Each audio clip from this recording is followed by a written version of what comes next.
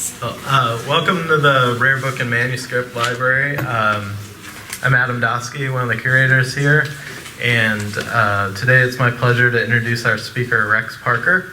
I first met Rex in Bloomington, Illinois last year at his lecture to commemorate the birth of Frederic Goudy in that neighboring central Illinois city. But since then, Rex has come down from his home in Park Ridge to visit our collections. And based on his research, he's prepared for us today a lecture about Goudy's type design for H.G. Wells' 1911 short story collection, The Door in the Wall. We'll also hear about some of the other famous collaborators in the project, the virtuosic typesetter and printer Bertha Goudy, the photographer Alvin Langdon Coburn, and the publisher Mitchell Kennerly. And since his visit earlier this year, we've been really grateful. Rex has been a huge supporter of the Rare Book and Manuscript Library in the Chicago area. And I also want to say that the wonderful thing about having a designer as your speaker is that they can provide you with the advertising material for the event as well. So Rex graciously designed the beautiful event poster, and I suspect that its eye-catching design has probably lured more than a few of you here today. So, before we start, I want to say a few words to introduce Rex and his career. Rex grew up here in central Illinois in the town of Moequa, located just south of Decatur. After earning his BA in graphic design at Northern Illinois University, Rex began his own design firm in Hinsdale in 1986, moving first to Printers Row in Chicago and then to its current location in Park Ridge. Rex has been closely involved in the Park Ridge Arts Council and other civic organizations in that city. And when he's not working on commissions for his various corporate customers or for Chicago area events, such as the Game On series of posters he did for Chicago's most recent Olympics bid, he's engaged in his passion, which is creating his Art Deco-inspired posters commemorating various events and locations of historical significance and also artists' lives. His many posters include a series celebrating members of the Park Ridge Arts Colony, a Legends of the Pickwick Theater series that focuses on entertainers who were born in or traveled through Park Ridge, and his Route 66 Rocks series. Perhaps most germane to our present talk, Rex created a series of 30 posters about the typographer Frederic Goudy, each one utilizing a different typeface that Goudy created. This series of posters can be found in the collection of the Rochester Institute of Technology's Cary Graphics art collection, as well as the William Morris Museum at Kelmscott House in the UK, among other places. And also, just a quick note before we start, Rex has selected several items from our collection that will be mentioned in the lecture, and after the lecture you can view them in the reading room. He and the RBML curators will be available to answer any questions that you have about them. So, thank you.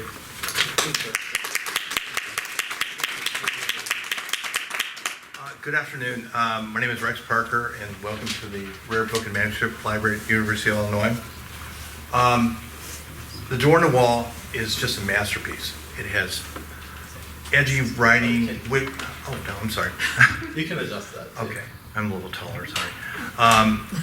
The Door in the Wall is simply a masterpiece of a book. It has edgy and wicked writing. It has powerful and just haunting photography. It's the only book that America's great topographer, Frederic Goudy, and Britain's, king of science fiction, H.G. Wells, ever worked on together. And Goudy, on his book, would create a typeface that people have called the greatest typeface in 200 years, the Time Traveler's typeface. The person who put this thing all together is Mitchell Kennerly. He's been called the Gatsby of publishing. His career was like a shooting star. He reached some of the highest heights and lowest lows of any publisher. And he's been called the greatest bookman of the Jazz Age. Kennerly was born in 1878 in Stoke-on-Trent, England, and it's a small little town of 4 or 5 little villages. And if you can see by these photos, it was the heart of the pottery industry. and they just had this, all this coal and smoke everywhere. And his father was like, he was middle class basically. His father was assistant solicitor, did some dabbling in some local politics. But in 1888, when he was 10, H.G. Wells moved to this town. This is where he got his first job. He was a science teacher, and he loved this town. He thought the whole technology of the blast furnaces, all this stuff was really cool. We saw letters to his friends. Plus, he thought the atmospherics here was kind of outerworldly, and he used them in some of his later books, like The War of the Worlds. Also, at age 12, Kennedy's father would die of a heart attack. Him and his mother would move to London, and he started out at age 15 as a delivery boy. And then at age 16, he got a job at Lane Publishing. And this guy just jumped into publishing. He learned everything about printing and typography. He became an expert at paper. He loved French paper. And he started networking with all the other book dealers. And he became this whiz kid. And at age 18, he gets sent to New York to run their New York office. And he kind of looks like Jay Gatsby. He's this dashing young guy. This is when he saw his hair. Later on, he was bald. But he gets to New York 10 years after Brooklyn Bridge was there. And one of the first people to meet is this Bliss Carman. Becomes his lifelong friend. Carman and him actually become roommates in a boarding house. Bliss Carman is a Canadian poet, and working with this American poet, Richard Hovey. Hovey's from Normal, Illinois. His father had started Illinois State University. And these two guys, Hovey and Carman, did this series of successful poetry books called the Vagabondian Songs. And they're really big hits with college students back in the day. Until 1900, when Hovey, tragically at age 35, would die of a blotched surgery procedure. Well, in 1901, Kinley would get married. His wife was, 10 years older than him, strikingly good looking, and her father was this multimillionaire businessman from Cleveland. And once they got married, he died shortly after that, and she inherited a bunch of money, and the Kinleys had got a country house in the outside of New York, and servants and stables, kind of like a mini Downton Abbey, and it was kind of bizarre. Kinley would actually publish a number of Carman books, including the 1908 version of The Rough Riders. And Kinley, being this great publisher he was, he got Teddy Roosevelt, who had just left office, to write the intro. I mean, I can't believe he did, but he did. Carman would go on in 1921 to become the first poet laureate of Canada. Well, Kinley, at age 24, would start his own publishing company. His first publishing effort would be the Reader magazine. And then he, in 1906, moved into this building on West 28th Street. And shortly after he moved in there, Frederic Goudy would move to his famous Village Press in the same building. And they finally meet and become really good friends. Also in 1906, Kinley would publish his first book titled Modern Love. And it had a collection of poems of Yeats and Oscar Wilde. And Kinley was actually thought of to actually have edited that first book. In 1907, he moves into the famous little bookshop around the corner. And this is a big deal. No one ever had a bookstore like this in New York. He had a children's section. No one had ever done that. And this bookstore inspired the Jimmy Stewart movie, Shop Around the Corner. And it was also featured in You Got Mail with Tom Hanks and Meg Ryan. And the bookstore was named after this. And Kinley is this really innovative publisher.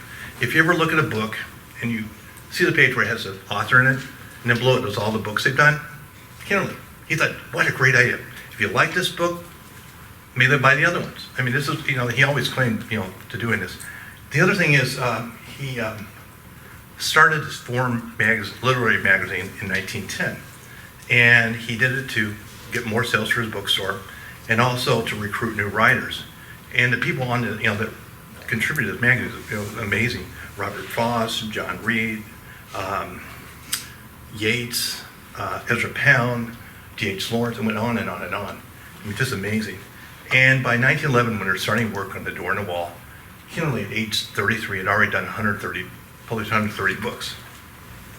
And The Door in the Wall is this, he put together this dream team. It's kind of like if you're general manager of an NBA basketball team, and you say, I'm going to put Michael Jordan, Larry Bird, and Magic Johnson. That's what he did.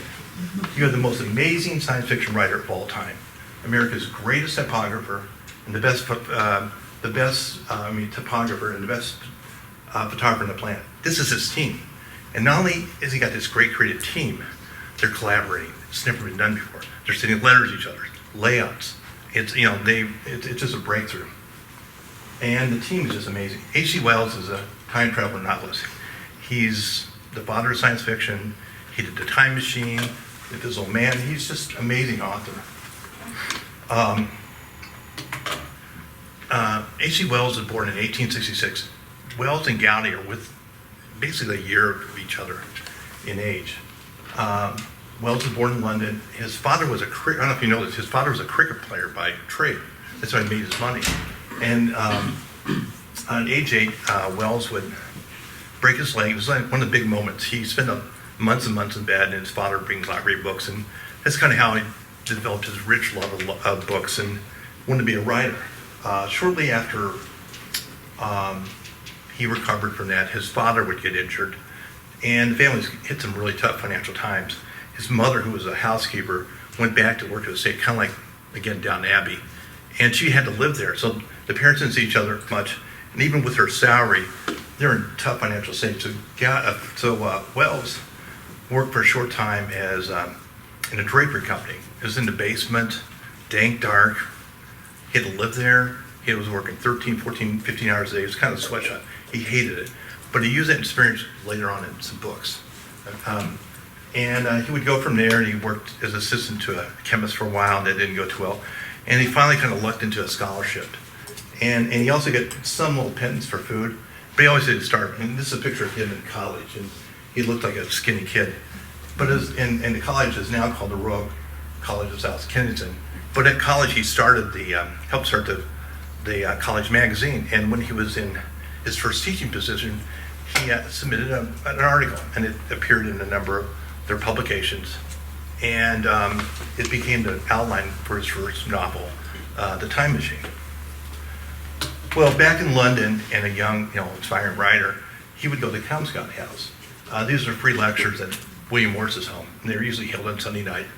And they had this great audience. You had these socialists, and free Ireland people, and women's suffrage people all together. And a lot of writers. Oscar Wilde would be there, Yeats, who was a very good friend of Morris, and Wells would attend. And one time in particular, he wore a red tie, red vest to show Morris he's kind of believing in the cause. And the speakers were various speakers. George Bernard Shaw would always talk, and Morris would usually do a portrait reading. Well, William Morris is this kind of iconic figure of Victorian age. I mean, today we all think of him as this great father of the arts and craft movement, but in his day, he was viewed as one of the greatest poets and novelists of the day. And he was offered the poetry chair at Oxford. And when Tennyson would pass away, he was offered the Poet Laureate of England. Turned them both down. But in his later years, he created some of the first great fantasy fiction. And Tolkien with The Lord of the Rings, and Lewis, who did the Lion in the Cupboard series, just adored him. So much so that they would take characters or even names of horses and Morrises and put them in their books. They've changed around a little bit because they just adored him. And Wells and Morris were kind of acquaintances. They weren't like best friends. And Wells knew his works because during this era he was doing some side work, doing book reviews for some magazines. And he had reviewed a couple books for Wells. From 1890 to 1901, William Morris and H.G. Wells revolutionized literature. Morris became the father of fantasy fiction. Wells became the father of science fiction. And the best way to describe what they did was this magical 1961 year of the New York Yankees. And they had Mickey Mantle, Roger Maris, and they're both going after this all-time record of Babe Ruth of 60 home runs. And the whole season, Mantle and Maris is egging each other on to higher and higher heights. And finally, in the season, Mantle gets hurt, cheers on his friend. Last day of the season, Maris gets a 61 home run. This is what these guys get. That whole decade, they both did half a dozen of these amazing books, and each one topping each other. And William Morris's first book was News from Nowhere. This is the edition that Comscout Press did, just gorgeous. Wells in 1895 would do The Time Machine, The Island of Dr. Moreau, Invisible Man, The War of the Worlds, and then finally The First Man to the Moon. What these guys did in this decade was just amazing. Wells is also a prophet. He envisioned lasers and cell phones and internets and genetic engineering, and of course the first landing on the moon 70 years before it actually happened. His first Man on the Moon in 1901 is just an amazing book. And by the way, I don't, if anybody's ever seen or heard of Neil Armstrong's famous saying of the eagle has landed, and most of you guys probably think it's the spacecraft. Us Boy Scouts know. He was doing a high five to us that the first one to land on the moon was an Eagle Scout. I'm an Eagle Scout, so we just kind of claim that. Frederic Goudy is a titan of type. He created over 120 typefaces in his lifetime. And unlike John Singer Sargent or Thomas R. Benton, American artists who actually had the chance to go to study in Paris, he never had that opportunity. He never studied in college. He never had a team of designers coming out. He never had a computer. He, on his own, would create, hand drawn every character. And he would create some of the most beautiful letter forms ever known. I mean, it's simply amazing. Over 4,000 letters. I mean, just amazing. Frederic Goudy was born in Bloomington, Illinois in 1865, at the end of the Civil War. And his father was an educator. He was usually a principal or superintendent. And it's in his father's little library in Bloomington that Goudy got his love of books. And his father actually would move different positions trying to make some extra money. He worked in Macomb, he worked in Springfield. And in high school years, Goudy spent his high school years in Shelbyville, Illinois. And I'm from Moweaqua, a little town in Shelby County, and I used to go to the Shelby County Fair. And at the Shelby County Fair is where Goudy got his first art recognition. He won a blue ribbon for an art project. It was also in Shelbyville that he had met this local carpenter who would do all these intricate little handles for plow company. And this guy would teach Goudy about craftsmanship and quality. And at age 17, he did his first lettering project. He was helping Ezra Blankenship, the local wallpaper, do some work. And his little church had added some Sunday school rooms. And they're putting up wallpaper, and Goudy started looking. There's some spaces between the walls. Wouldn't it be great to put some letters up there? He goes talk to the village elders, and they go, sure, go ahead. He borrows some wallpaper from Mr. Blankenship, sits at the table, and hand cuts out over 1,000 letters. Starts putting them on the wall. Look really wonderful. The elders are really happy. They give him $20. And Goudy goes over to Bethany, Illinois, this little farm town to work in a barn, put some roof on. And when he's gone, the Sunday he's gone, a colonel from the Civil War, one of the church elders, stands up and does this passionate speech about how glorious these murals, these Sunday school murals are, and how talented young Goudy is. And then Goudy comes back from the farm and working on a roof, and he gets $20 more. He's like, this is great. Well, years later, when he's in his mid-60s, in New York, this famous type designer, he's really sentimental about Bloomington and Shelbyville and Chicago and just Midwest. He sits down and designs this typeface, Orient Title. I mean, it's amazing typeface, and it's unlike anything he else did. This poster here I actually designed for the anniversary a few years ago, and it's on the permanent collection at the Shelbyville Library. It's this wonderful Carnegie Library. It was kind of cool. The head librarian of the library in Shelbyville said she was amazed that I put the stained glass windows in there. I didn't know. It was kind of lucked out once in a while. After high school, Goudy would end up in Chicago around the first World Fair. And he would spend the next decade going from being a bookkeeper and being a freelance artist. He'd meet his wife, Berta, about this time. And when he was out dating her or working, he was spending all his time at the Newberry Library. It became kind of his college. And he'd pick up every book he could of printing and typography and just great books. And this is where he discovered William Morris and Comstock Press and this wonderful graph design. And he decided, I want to be a designer. I want to have my own press. And he actually opened the Camelot Press in Chicago. And he was a bad businessman initially, so it started and ended. But in 1903, in Park Ridge, where I live right now, he started the legendary Village Press. And the name Village Press comes from a Longfellow poem, The Village Blacksmith. And Goudy wanted the Village Press to be this kind of gathering point, kind of like Starbucks is now.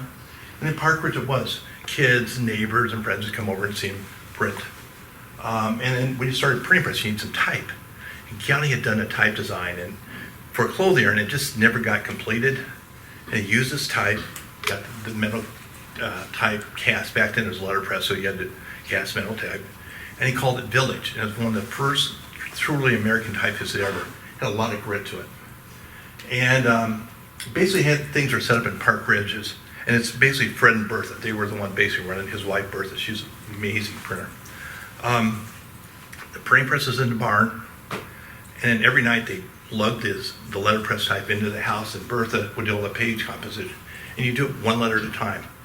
And you zip this whole page, and you take it out in the barn, and start printing. And by the way, has anybody here worked on a farm and baled hay? Anybody? Yeah, okay, you know what you right there, the back nose, it's hard, hot work, right? Okay, cool. Well, when you have a letterpress printing press in the barn, it's hot and sweaty. And Goudy's out there making impressions and running the press, and all of a sudden his hands get hot, sweaty, and it slips and he falls down, his legs go there. Bertha's at last, and man, he's laughing because they're finally, first time in their life, doing what they love. I mean, really love. And it shows in their printing. The first book here, which is in here, I mean, I can't believe you guys got this. The first edition, incredible cap initials by Goudy, was this, it was a book written by William Morris and Sir Emery Walker. And they would do 3 or 4, 5 books, I think, the first year, including the Hollow Land, which is also, this is an amazing William Morris book. Goudy does calligraphy, amazing art craft, border, great illustration. And at the end of the year, Goudy turns to Bert and says, we're going to enter this work into the St. Louis World Fair. Come on. He's competing against the British, the Italians, and the Germans. And every big printer in the United States. His press is in a barn. There's no way. He gets a bronze medal. From day one, this printing press is recognized as one of the best in the world. They would move from Park Ridge a number of times, go to Boston, New York. And by 1911, Goudy's already designed over 18 typefaces. Camelot was his first, this classic top-of-place Gothic. Has anybody ever seen the movie Miracle on 34th Street? The famous Christmas, okay. Well, in the movie, there's Macy's and Gimbals.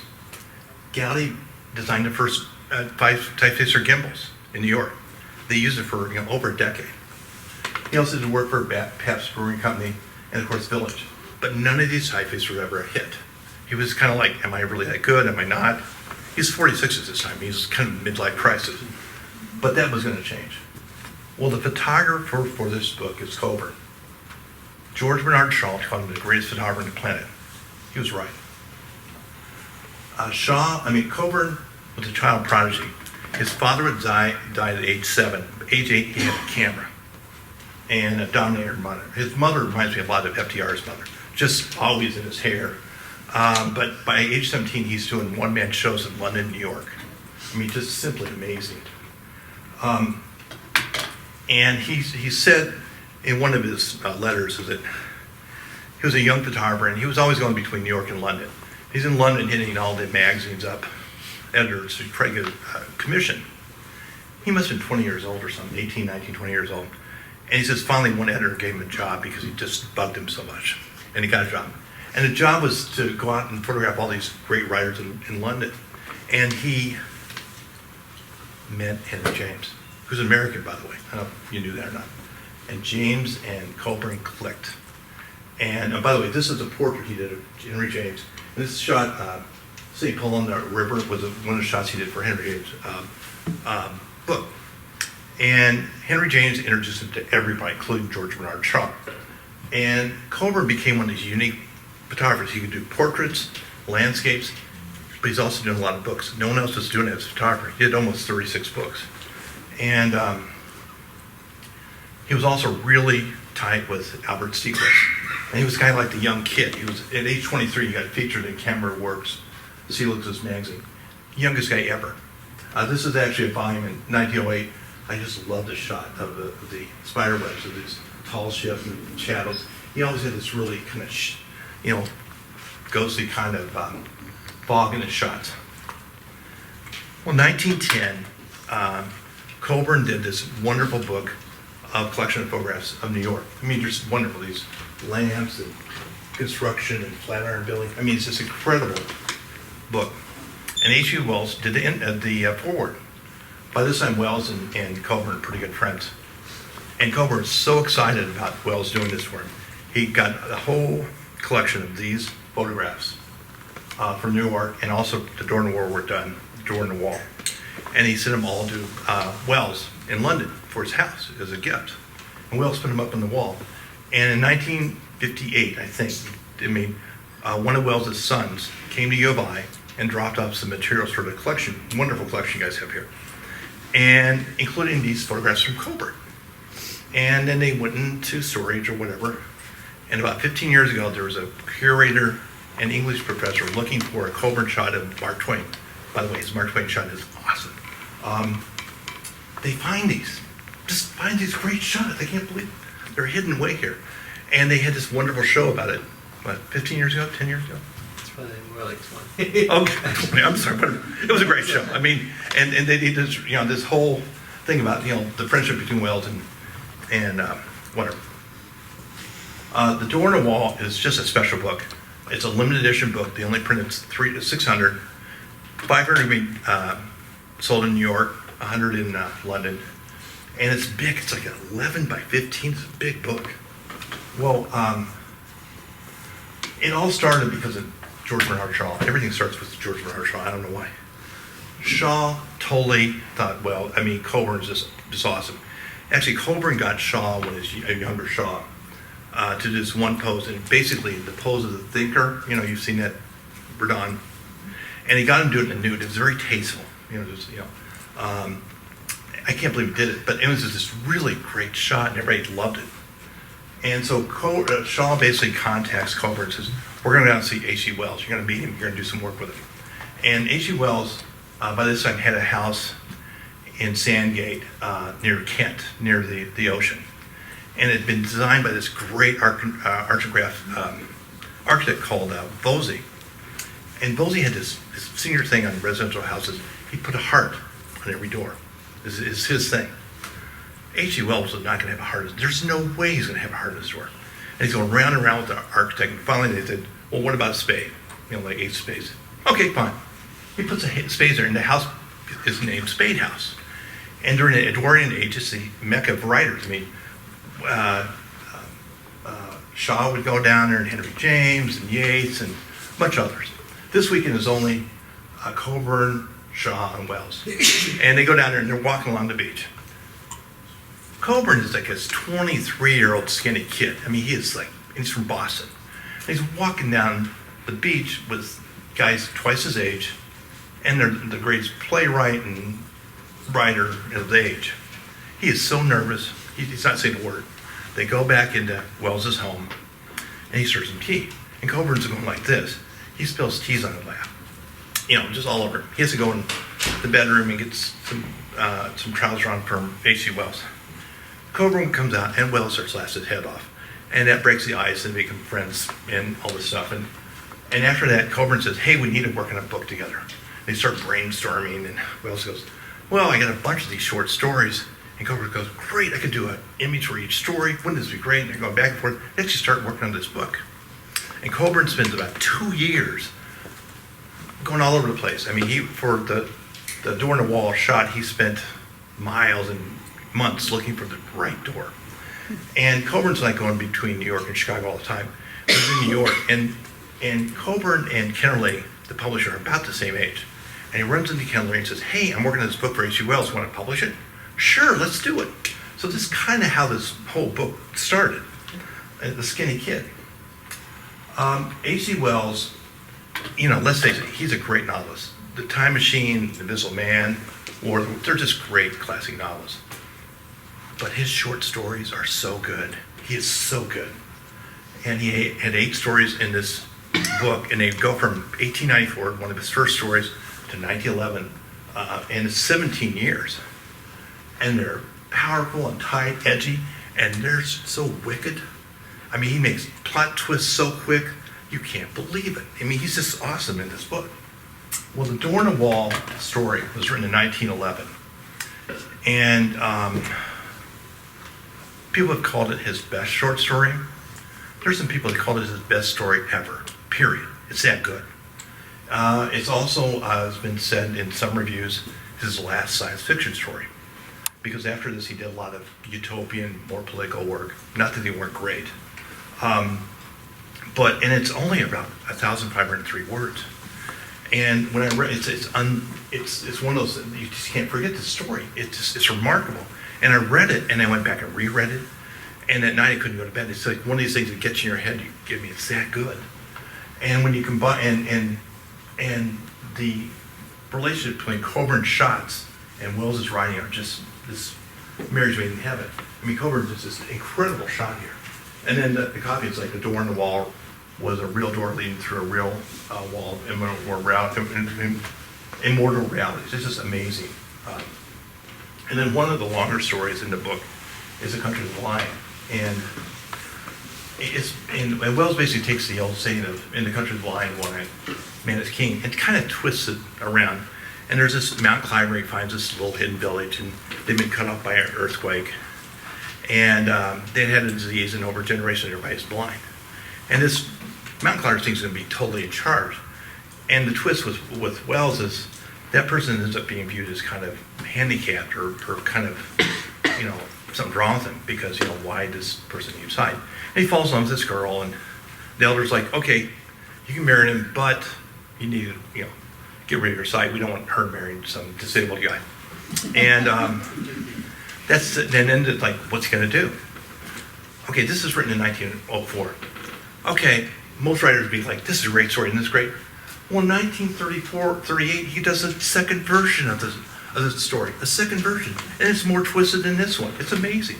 And he's the one, in fact, Coburn is this great shot of the mountains, this wonderful little village, and this reflection of white roofs, the snow on the roofs. This was done in 1907. Ansel Adams does shots like this in 1930, 1940. Coburn was so far in anybody, it's just amazing. And by the way, the second version of the story might be better than the first, but the first is really good.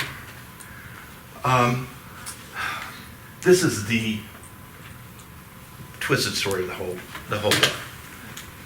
He basically takes his time when he was his first teaching position with all the smoke and stuff in the Pottery area, and he writes the story of the cone. And Coburn has this wonderful shot. It could have been exactly when Wells was teaching. It's just a great shot. And basically, there's this plant manager of this blast area, and he finds out his beloved wife is having an affair with a visiting artist. And not only does he find out they're having an affair, he overhears him say that he's boring and have no art in his soul and all that kind of jazz. So the foreman decides to take this artist for a tour of the plant, and they're up on a staircase overlooking the blast furnace, and he just kind of goes, I know, and shoves him over the side. And he yells, "Fizzle, you fool! Fizzle, you 100 women! Boy, oh boy, oh boy! Come on! If you don't like this, you don't like writing." This is just great. And then you find out, because Wells always had to throw this other, and on his short stories, just another thing, that this guy, the plant manager, not only does like the technology of this plant, he can see the beauty of it. Something his wife and this artist couldn't. This is, if nothing else, read this book. It's a story. It's just really cool. And then before this thing even started, Wells wrote a little note to Coburn. Our business is to see what we can and render it. He was just trying to prop him up before he even started the shot. This is really cool. Well, and by the way, these letters are here. They're here, right now. Please look at them. Coburn would write 20 letters during this whole process of doing photography. And the best love I ever saw. This is in this school. And his handwriting is, no one writes like this anymore. And unfortunately, most of the letters Wells didn't respond to. Okay, whatever. His wife did sometimes. But the best of all was his letter from Coburn saying, "I've wrote everywhere over London. I found this perfect door. Even if I would have sent him to the studio, it wouldn't be any better." It was but it's great to actually look through all these letters of how the process got done. One of Wells's first story was in 1894, was The Diamond Maker. And of the whole book, Wells's copy here and this wonderful photo of the Thames and the reflections are just they're like this. They're amazing.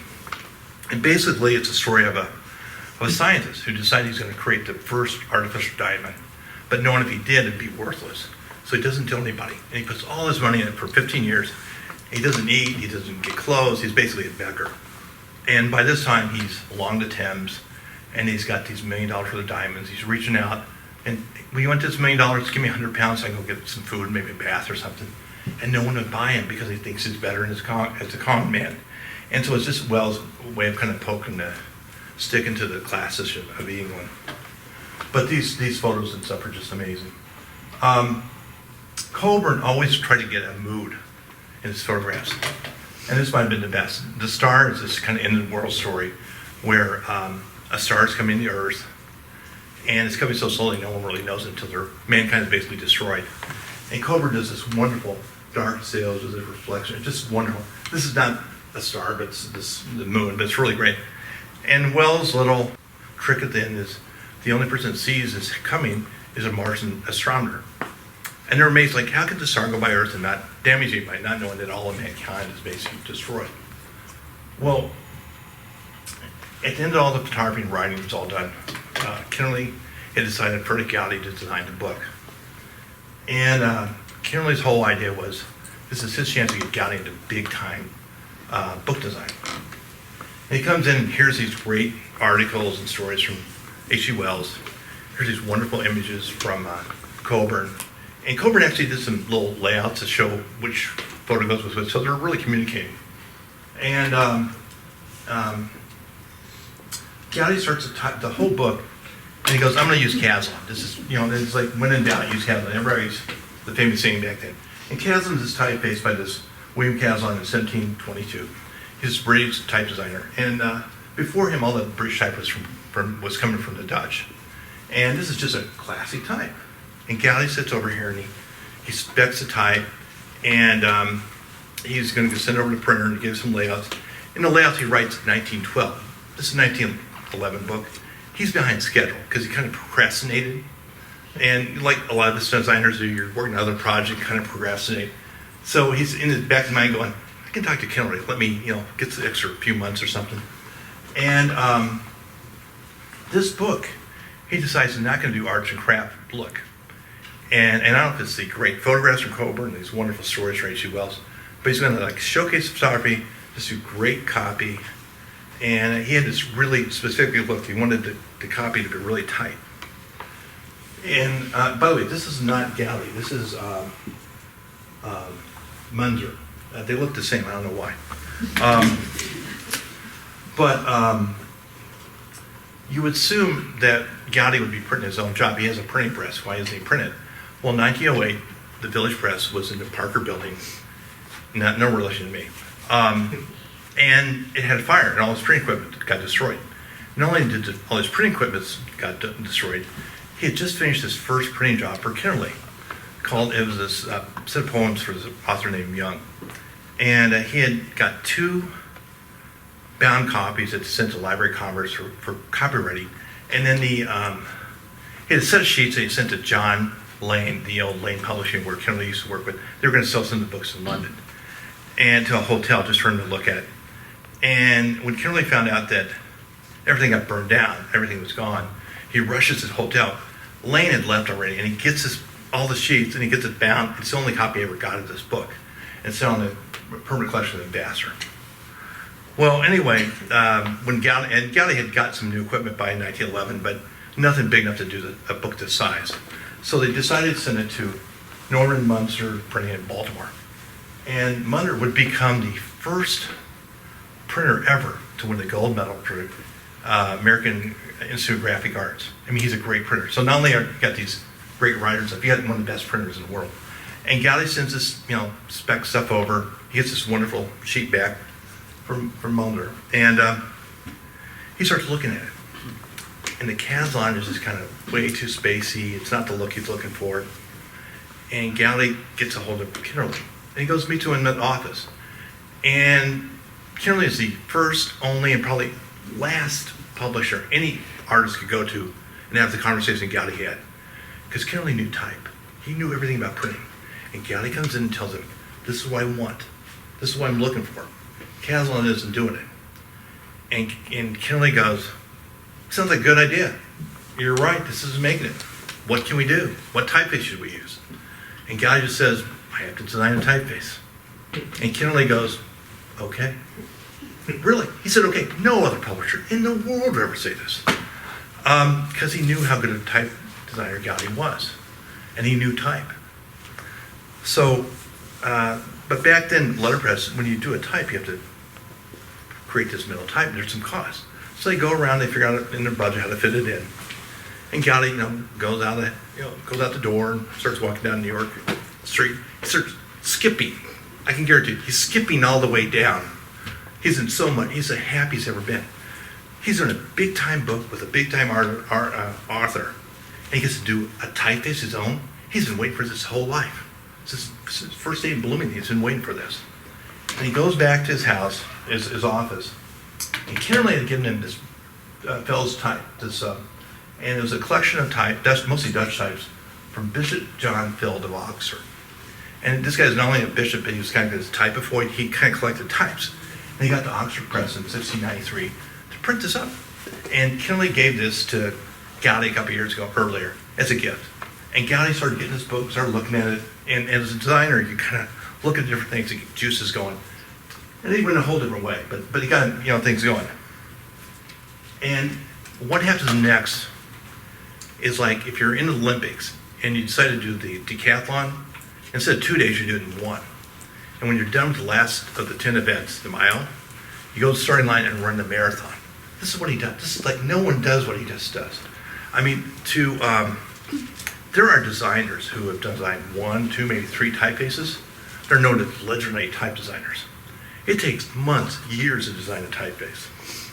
And by the way, when you design a typeface, all the uppercase, all the lowercase, they have to do all the numerals, and don't forget all the punctuation. And they have to fit together like a Mozart symphony. All the letters fit together. It's not something you just kind of crank out.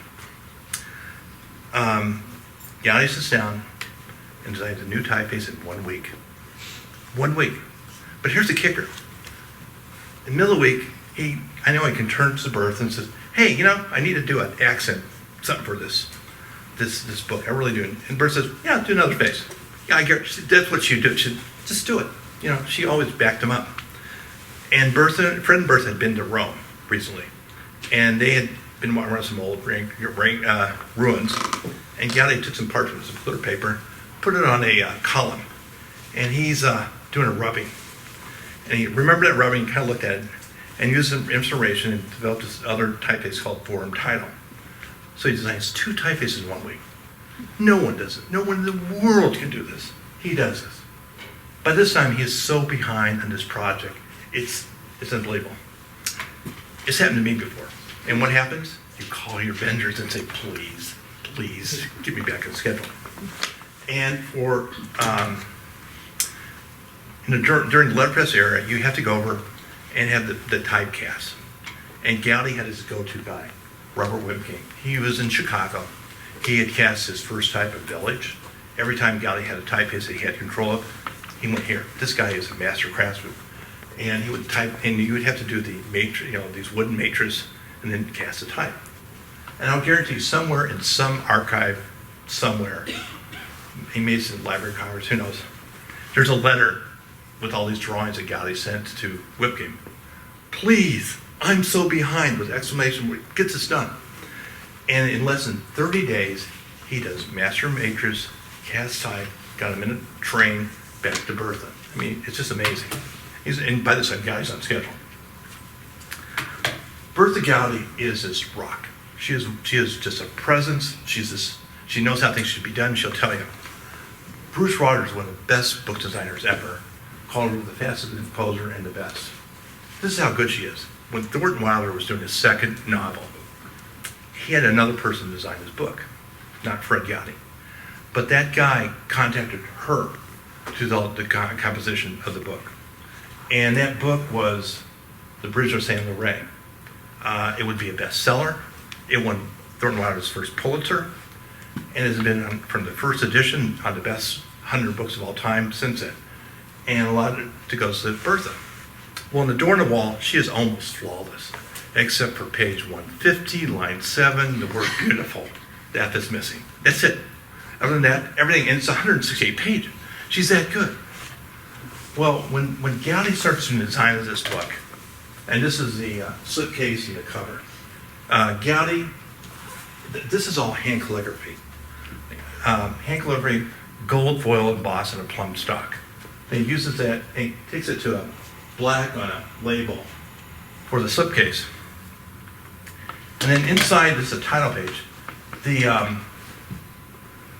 just kind of sets Coburn shots up like they're in a gallery.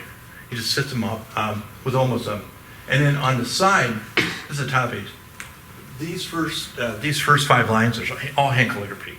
Then the rest of the type is this secretary type, this form title. And then the Kimberly input in black. By the way, this area here, it's a photo sitting on a clean page for 100 years. But it still looks like it's kind of cool technique. And then this is a close-up of the type he designed. And it's got the tightness he wanted. He has some really kind of cool cap initials, calligraphy, hand calligraphy, maybe a little border stuff once in a while. But it looks fantastic. This new typeface is a great body face. It's also great. And he calls the typeface Kimberly Elsow, from his really good friend who let him do this. The minute this book got released from California to London, it is viewed as this, the best typeface in 200 years. And Goudy's biographer said that review was one of the calmer ones. I mean, he went from being Frederic Goudy book designer to, type legend. Coburn was not only this great photographer, but in London they learned how to do this craftsmanship of photogravure prints. And basically you take a perfectly sized print and transfer it to this copper plate over this kind of step process. It's very labor intensive. And then you put on this, and he has this small little prints, he had 2 of them, and you would kind of crank out these wonderful continuous tone prints. Well, the door on the wall he had 10 images, there's 600, so he had to crank out 6,000 prints, sorry. And his assistants would put them up, packed them easily, very carefully, put them on this crate. They're hammering out the nails because it's going to go on an ocean liner from London to Baltimore. And they're putting extra nails because, if there might be who knows what kind of sea. The nail.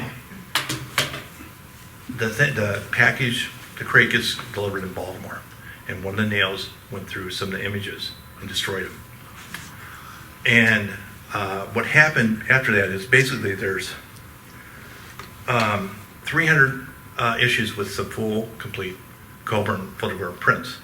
The other 300 don't, and they would replace them with these aquatones or kind of halftones. Which ones got destroyed? Milbert Carey, who wrote the definitive book on the Village Press from 1903 to 1938, says one nail went through and destroyed 300 of one image. Princeton has got copies of both. And their copy that has missing images is a number of images. So who knows? I don't know. But it was a mistake. Well, then we have a few disputes. First of all, Kimberly first of all, the book was going to be selling at a absurdly low level of $7.50 a piece. And Kimberly and H.G. Wells are sending letters back and forth because Wells says he's going to get 2 shillings, which is basically 50 cents royalties. Well, that's not what Kimberly thought. So they're going back and forth. They got resolved, I guess. And then Kimberly has been working with Grant Richards, this young publisher in London, and they really worked for the last 5-6 years. And they'd sell each other books and copyright books, and got along pretty well. The only thing Grant Richards ever said is Kimberly never returned a letter. By the way, Grant Richards' first wife, was a great granddaughter of Napoleon Bonaparte's brother Louis.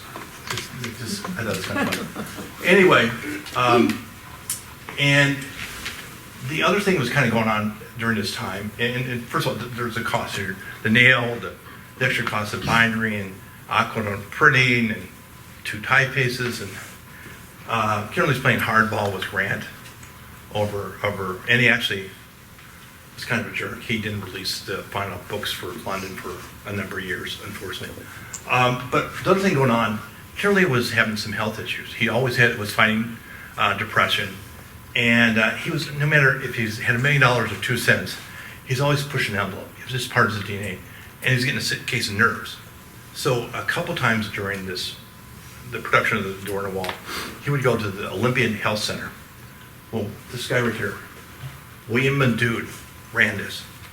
And he had been a professional and amateur champion Greco-Roman wrestler.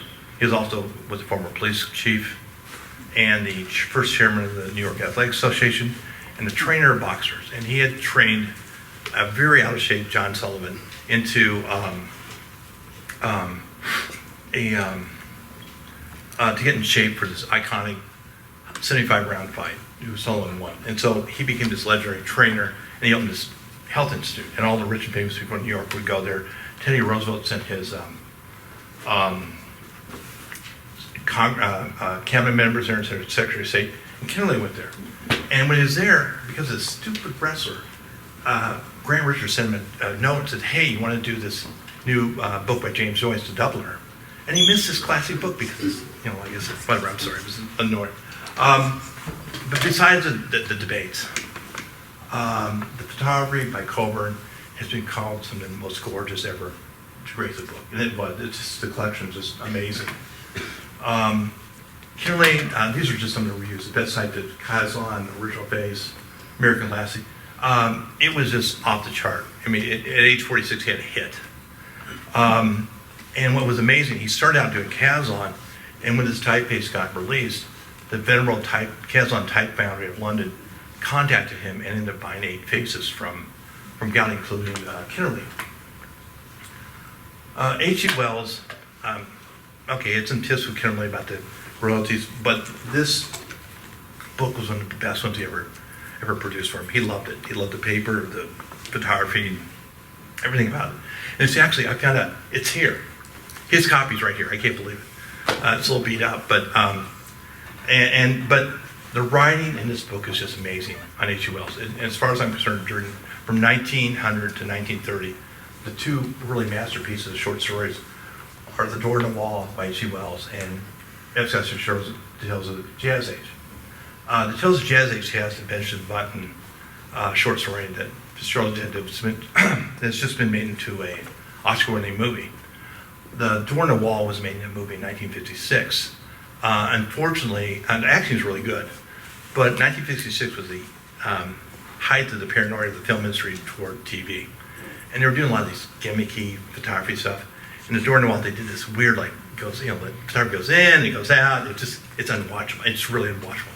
So if there's any film majors here, or there's a person who has a cousin at Netflix, or maybe Julian Fellow's cell phone number, who just sit down in the alley, call him. This is an Oscar-winning story. It's that good. Well, after The Door on the Wall, Wells got very political. Through Upton Sinclair and James Adams of the Hall House, she got a meeting with Teddy Roosevelt. And it wasn't just a meet and greet photo op. They spent over 3 hours. And Roosevelt had read The Time Machine, and he was talking about, what's going to happen in the future? How can we avoid this happening? Wells also met FDR and Eleanor Roosevelt. He actually sat next to Eleanor Roosevelt at a state dinner. And later on, he took a commission for a magazine to do an article, and he went to see Stalin. This is right before World War II, Stalin, and he went over to saw FDR for an article. And he had this long-term relationship with Winston Churchill. They didn't always agree on policy, but they always kind of got along. Wells took one of his best-selling books and turned it into this Things That Come movie in 1936. It's amazing, epic, sci-fi, utopian film. And Wells actually did the screenwriting for it. He wouldn't take credit for it in the film. And then in 1938, Orson Welles does the famous War of the Worlds with the Mercury Players and produced by John Houseman. He did the famous War of the Worlds radio broadcast, which kind of became the sensation. And I happened to be in 1979 in Millikan University in the audience when John Houseman was speaking. He just won an Oscar for, before that, for Paper Chase. And he talked a little about the War of the World broadcast. And he said, it was just a broadcast. It's just Halloween where Orson Welles and his normal Orson Welles stick on the radio. And all of a sudden, the phone ring and another phone and this mayor from this little town and this police chief and this sheriff and the phones are just ringing all over the place. And the broadcast is over with, and all of a sudden these guys in dark suit come in. And Houseman and Wells are taking this room. They don't know what's going on. Is people being killed? Are they going to be arrested? What's going on? And somehow they get through it.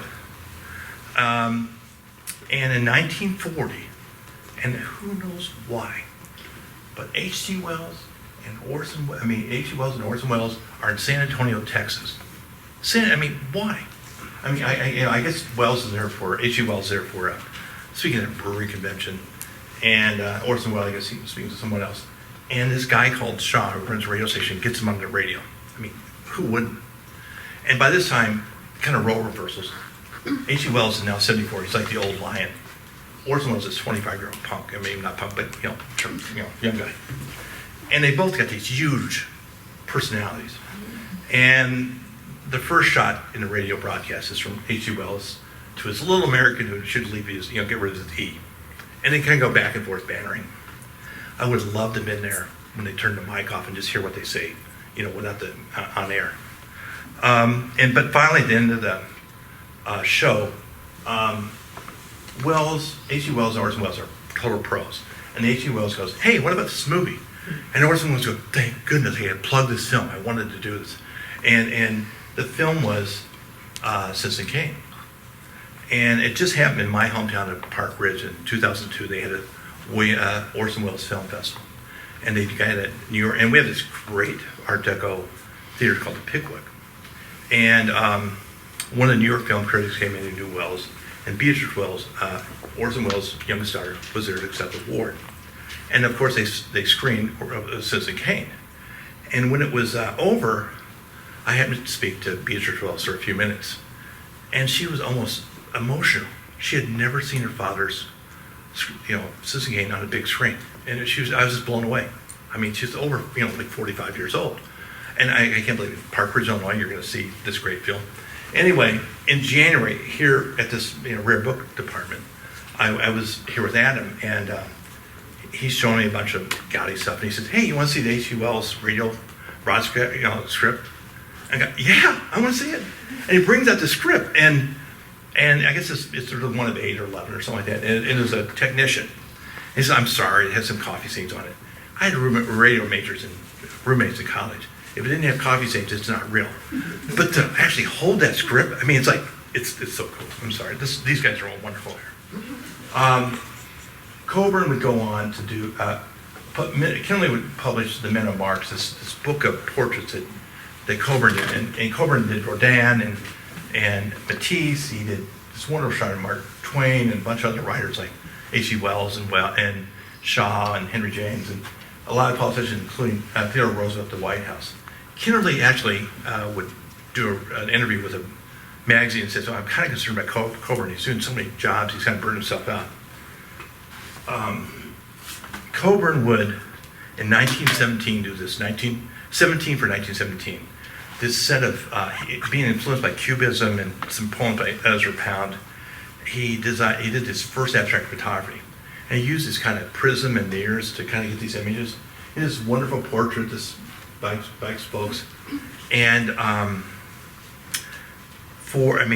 Stieglitz was like freaking out. He said, "What is going on? This is not photography."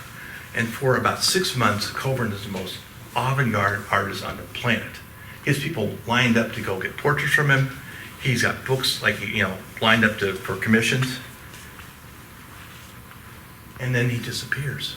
He just shuts down his office. Him and his wife moves to a small little coastal town in Wales. He never takes another shot after 1919. I think he's like 37 years old. He had met this guru, whose name is not to be named, kind of like Voldemort and Harry Potter. I don't know why. And he embraces the spiritism and this Freemason movement. And he gives a bunch of photos to the Royal Academy of Photography in London. He gives a bunch of stuff to the Eastman Conrad House in New York, and then proceeds to destroy 15,000 photos. Just tragic. His mom would die in 28, and he just disappears. Never take another shot until 1955. He's on a trip to Portugal, And who knows, he picks up a 35 millimeter camera. And he does these gorgeous shots of these baskets and this wonderful shot of these, fishing boats. And he gets the negatives developed but never prints them. And then in 1962, this group launches this wonderful show of his work. And the curators for the show convince him to write an autobiography of all his work. And they work on it, and they were going to be the co-editors to help him out. And they worked the next 4 years on it. And in 1966, they convinced him. He finally prints these wonderful shots. They're included in the book. And Coburn would get a copy of this book. And then 10 days later, he'd pass away. He's holding this book in his hand when he passes away. He'd been waiting for something like this his whole life. Kinnerly, after The Door on the Wall, he would publish two of the great authors of the Jazz Age. I'm going to get this name wrong. Enid St. Vincent Millay, I just wrote it. And Rachel Lindsay. Rachel Lindsay's from Springfield, by the way. These are both at the top poets of that age. And also, Kinnerly discovered this lost Oscar Wilde book. Oscar Wilde had done Mr. W.H. as a serial in a magazine. It was getting ready to be published, and he got arrested.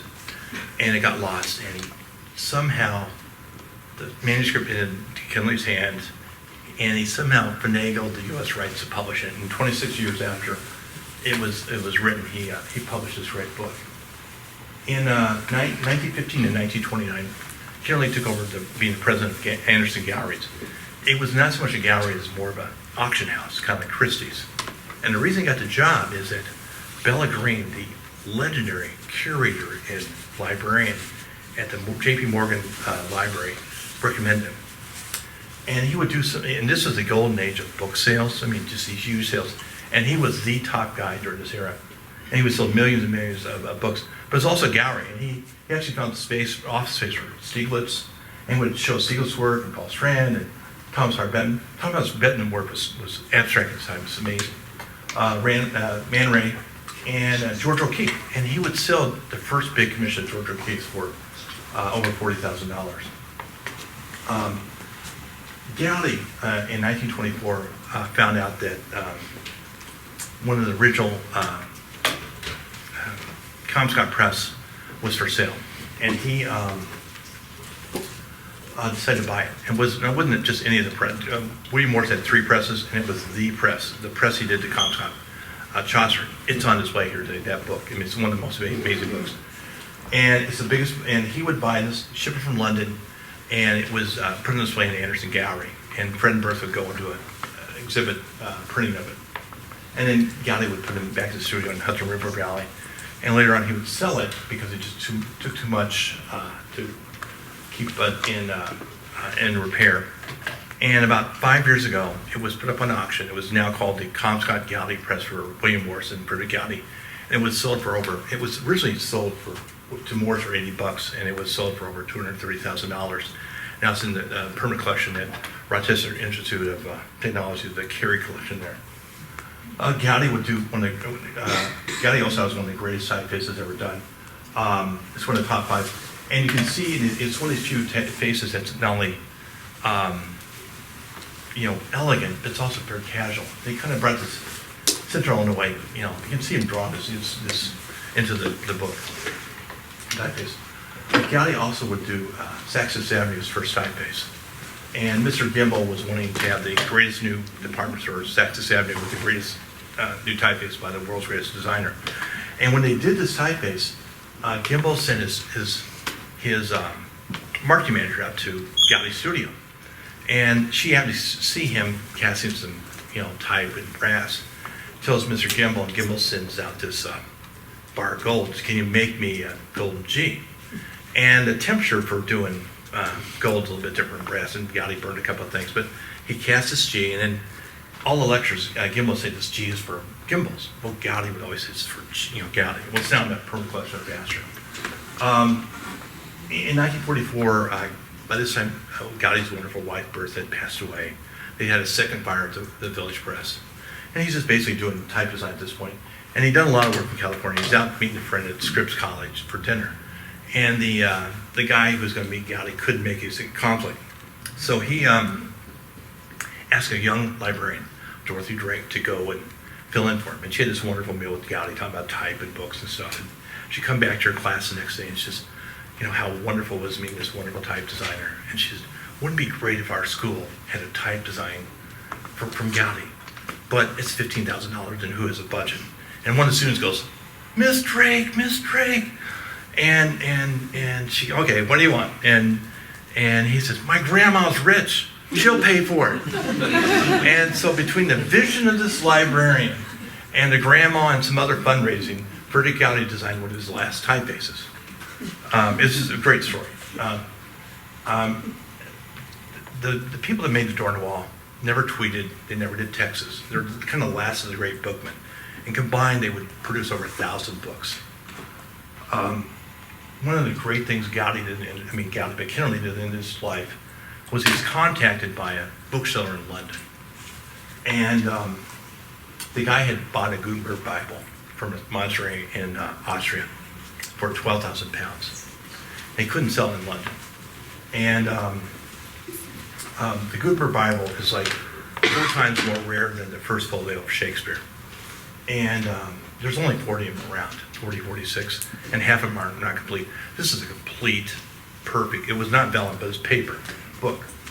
And Kennedy on his own goes to London with 2 suitcases, because this is 1,280 pages in 2 volumes. And he puts both Bibles gingerly in his book.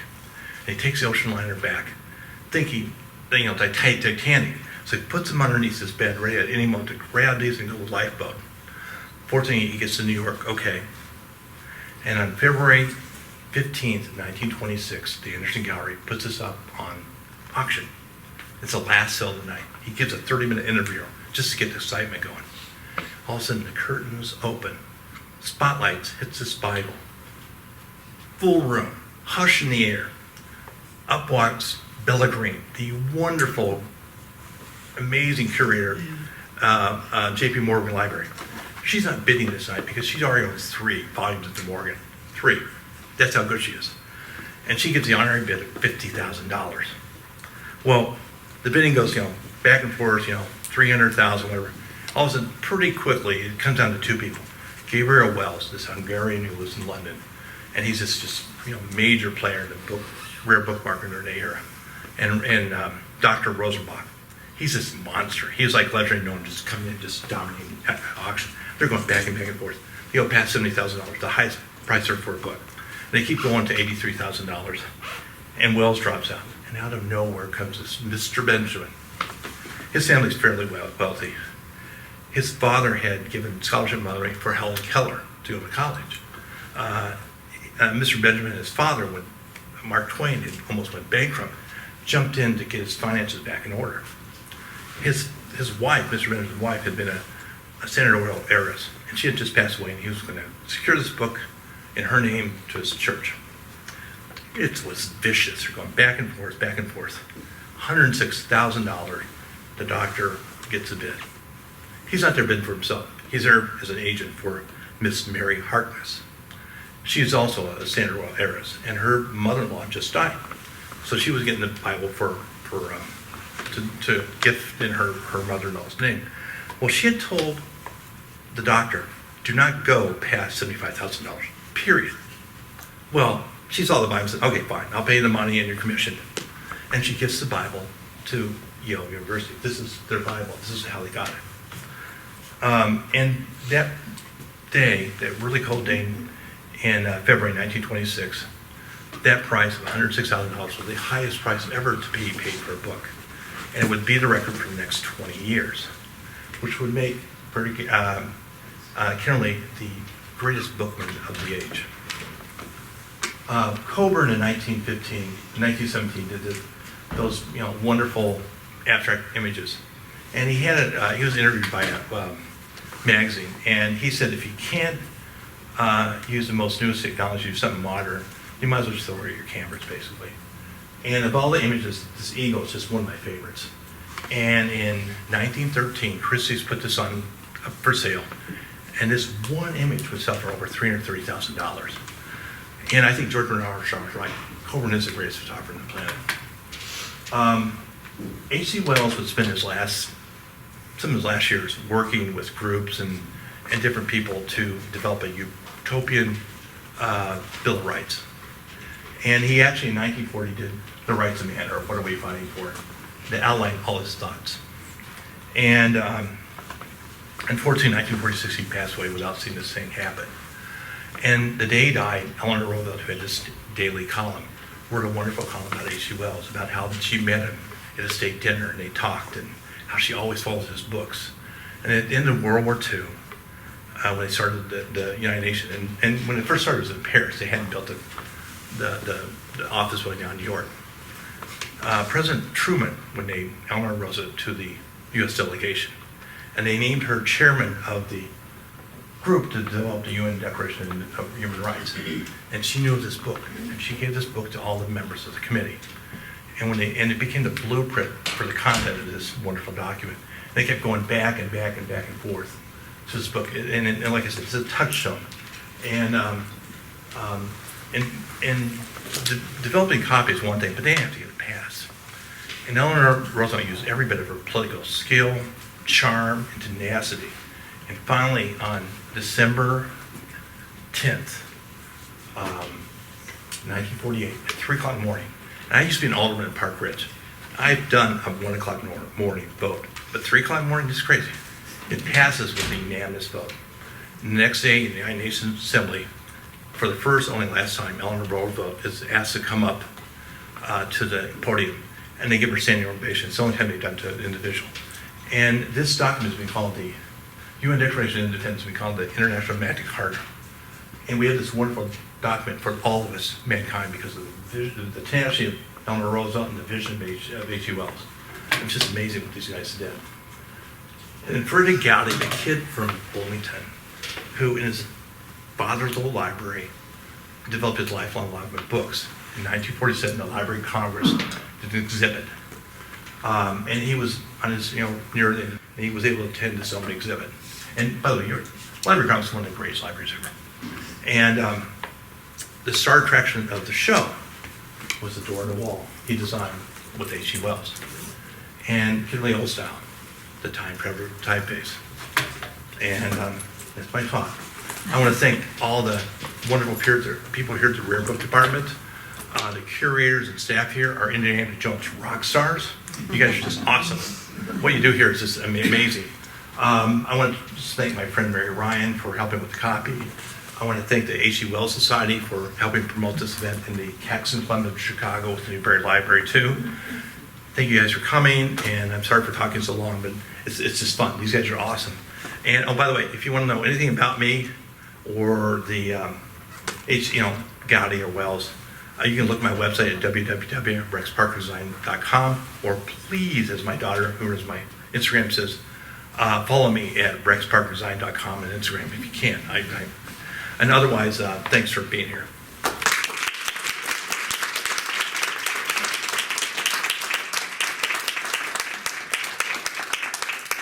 Thanks, Rex.